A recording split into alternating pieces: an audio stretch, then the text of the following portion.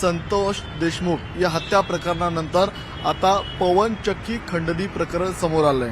यामध्ये आपण पाहिलं असेल तर सुरुवातीला वाल्मिक कराड ज्यांना अक्का म्हटलं जातं ते स्वतः तुरुंगामध्ये आहेत, त्यांचे काही प्रमुख सहकारी तुरुंगामध्ये आहेत। मात्र वाल्मिक कराड या व्यक्तीचं जे सुरुवातीपासून नाव घेत होते ते अर्थात भाजप आमदार सुरेश धस।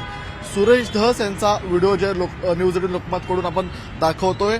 सुरेश धस यांचा व्हिडिओ आहे निलेश गहिवळ, जो निलेश गहिवळ अनेक गुन्ह्यातला सराईत असा आरोपी आहेत आणि त्या निलेश गहिवळ सोबतचे नेमके सुरेश धसांचे काय संबंध आहेत आणि याच पवन चक्की प्रकरणातलं कनेक्शन जोडलं जात आहे ते थेट पुण्याशी।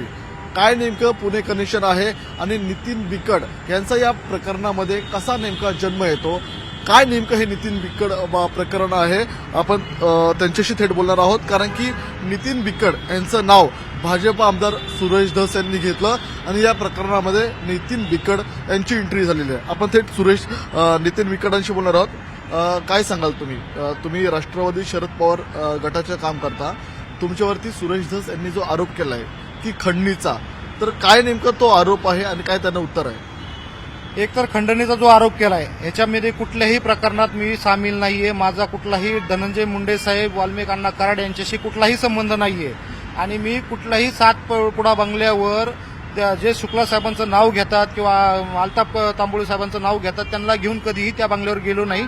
मी 25 जूनला एक वेळेस त्या बंगल्यावर गेलो होतो, म्हणजे 1 ते 2 वेळेस गेलो होतो, पण ते माझ्या पर्सनल कामासाठी गेलो होतो। त्याचा व्हिडिओ पण आहे माझ्याकडे। ते माझं एक पर्सनल काम होतं धाराशिवच्या सीओकडे, ते ग्रामपंचायत, मी सरपंच आहे फकराबादचा, त्या संदर्भात मी कामासाठी गेलेलो आहे। पण खंडणी प्रकरणात जे तारखा दिल्या त्या प्रकरणात कधीही गेलेलो नाही मी। पवन चक्की जी कंपनी आहे त्या पवन चक्की कंपनीशी तुमचं काय कनेक्शन आहे? हो, माझे 2-3 कंपनीशी कामं चालतात। माझं जे बीड जिल्ह्यातलं आवादा कंपनी आहे त्याचंही सिक्युरिटी आणि गाड्यांचं काम चालतं।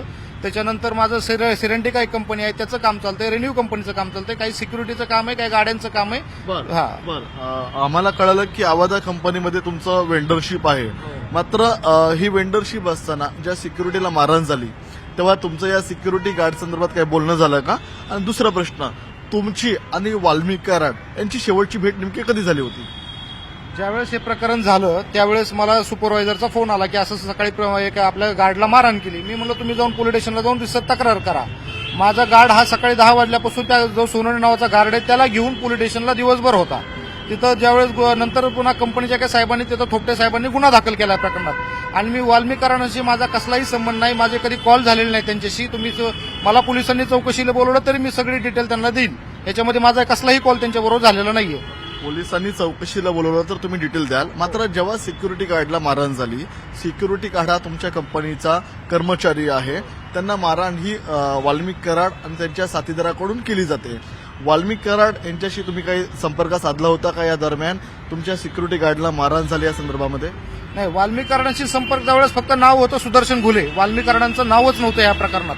त्याच्यानंतर हे सगळं राजकारणाचं झालं, त्याच्यानंतर वाल्मिक कराडांचं नाव आलेलं आहे। त्यावेळेस काही माझं वाल्मिक कराडांशी बोलणं नाही आणि त्याच्यानंतरही काही बोलणं झालेलं नाही। तुम्ही जो निलेश गहिवळांसंदर्भात आरोप करताय, तुमच्यावरती काही गोळीबार झाला होता, नेमकं काय प्रकरण होतं ते? गोळीबार हा माझा 2 वर्षापूर्वी झाला होता, पण निलेश गहिवळ हा माझ्या जवळजवळ आता 3-4 महिन्यापूर्वी माझ्या गावात जाऊन, मी मुंबईला असताना माझ्या वडिलांना जाऊन धमकी दिली होती तिथं की तुझ्या मुलाला नीट सांग, माझ्या कामात अडथळा निर्माण करतोय आणि त्याला आम्ही जीव मारून टाकू, याची मी वाशी पोलीस स्टेशन, आमचं उस्मानाबाद वाशी पोलीस स्टेशन आहे, तिथं मी तक्रार दाखल केलेली आहे या प्रकरणात।